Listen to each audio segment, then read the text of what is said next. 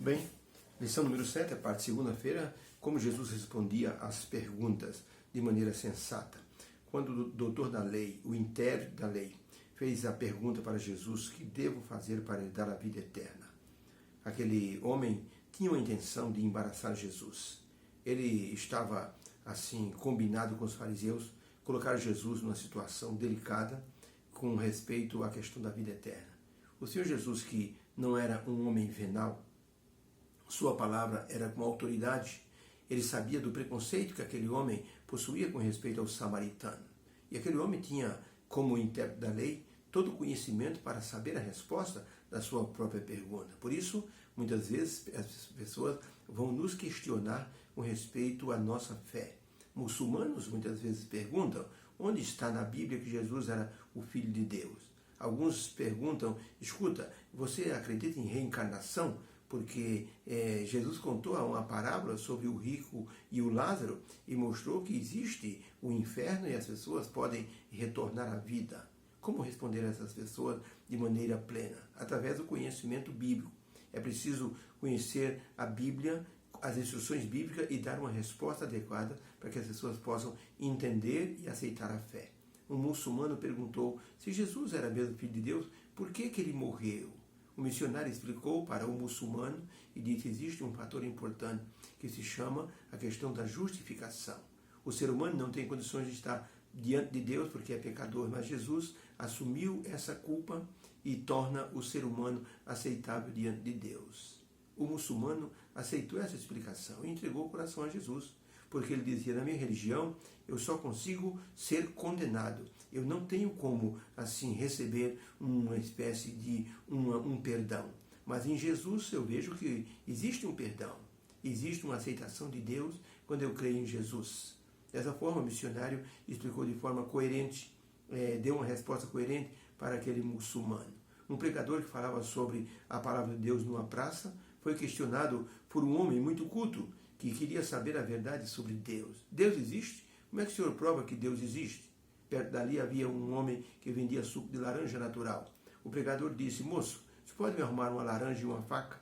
O pregador assentou-se, começou a descascar a laranja, aquele homem olhando e as pessoas em redor olhando também. De repente o pregador tirou a tampinha da laranja, cortou e começou a chupar a laranja. Ao terminar, perguntou para o homem culto: a laranja que eu chupei é doce ou é azeda? O homem deu uma boa gargalhada e disse: o senhor é louco. Se for o senhor que chupou a laranja, como é que eu vou saber qual é o sabor dessa laranja? Se ela é doce ou é azeda? Só o senhor pode saber. Então aquele homem disse: meu amigo, há algum tempo atrás eu estava dentro de um hospital, desenganado e não acreditava em Deus. Até que eu senti o desespero do abandono dentro de uma sala, de uma enfermaria. Eu ia ser operado e não tinha nenhum tipo assim de esperança para o meu caso. Foi aí que apareceu uma pessoa com uma Bíblia na mão. E eu pedi para ele orar por mim, ele orou, me ensinou a orar e eu fui para a sala cirúrgica repetindo as palavras daquele homem. Deus salvou a minha vida.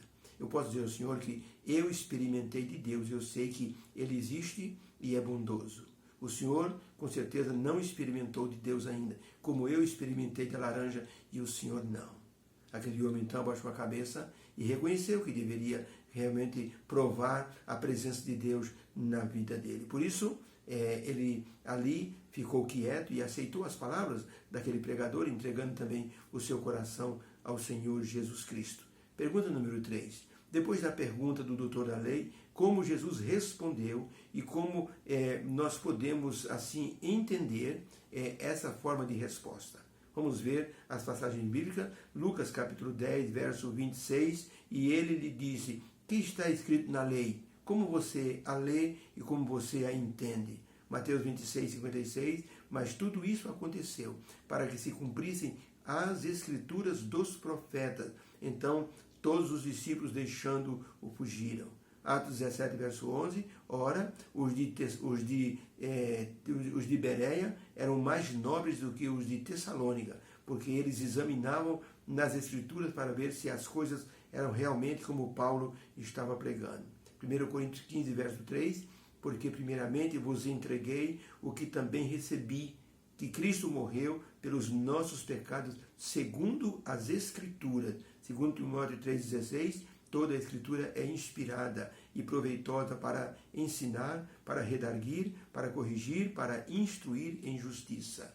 Então, para a pergunta, depois da pergunta do doutor da lei, como Jesus respondeu àquela pergunta e como podemos entender sua forma de responder? Resposta: Jesus pediu para o doutor da lei responder como estava escrito nas Escrituras e na lei. Isso nos mostra que, se quisermos dar respostas adequadas para as pessoas que nos questionam, devemos nos esforçar e procurar na palavra de Deus as respostas. Não o achismo, mas o que assim diz o Senhor. A palavra de Deus nos abre os mistérios desta vida. Examinar a palavra de Deus é preciso para que possamos ter discernimento espiritual. O doutor da lei ouviu de Jesus a argumentação, como você lê nas Escrituras, como você interpreta a lei. O homem que era intérprete da lei não podia fugir dessa realidade. Ele era conhecedor da vontade divina, por isso ele era intérprete da lei. E com a ajuda das Escrituras, ele tinha a resposta para a pergunta que ele mesmo fizera ao Senhor Jesus Cristo e poderia com isso mudar de opinião. É de Martinho Lutero essa bela ilustração, mostrando que quando vamos a Jesus, ele nos transforma. Ele diz que quando uma cobra quer mudar de pele, já está velha, a pele que recobre o corpo da cobra, ela encontra duas rochas bem apertadas e ela insinua o corpo por ali, passa a cabeça e então vai arrancando a pele velha até sair do outro lado com uma pele completamente nova. E ele chega a dizer, se nós quisermos ser transformados, devemos então nos aproximar do Evangelho e das Escrituras. E por entre essas duas rochas devemos nos insinuar. E Deus vai tirar toda a pele velha de preconceito, de tradição que existe em nosso coração e nos dará então um conhecimento novo. Sairemos completamente transformados se passarmos pelo crivo da palavra de Deus, se permitirmos que a leitura da palavra de Deus ilumine a nossa mente e os nossos caminhos, nós mudaremos de opinião e de direção. Deus nos abençoe. Que a resposta de Jesus possa ser um direcionamento para a nossa vida também. Vamos estudar mais a palavra para que nós possamos dar respostas adequadas àqueles que pedem a razão de nossa fé. Obrigado, meu Deus, pela lição de hoje. Obrigado porque aprendemos que Jesus respondeu, baseado nas Escrituras, como devemos responder. Nos dê discernimento, nos dê conhecimento e inteligência, em nome de Jesus. Amém. Feliz segunda-feira. Deus abençoe a todos. Amém.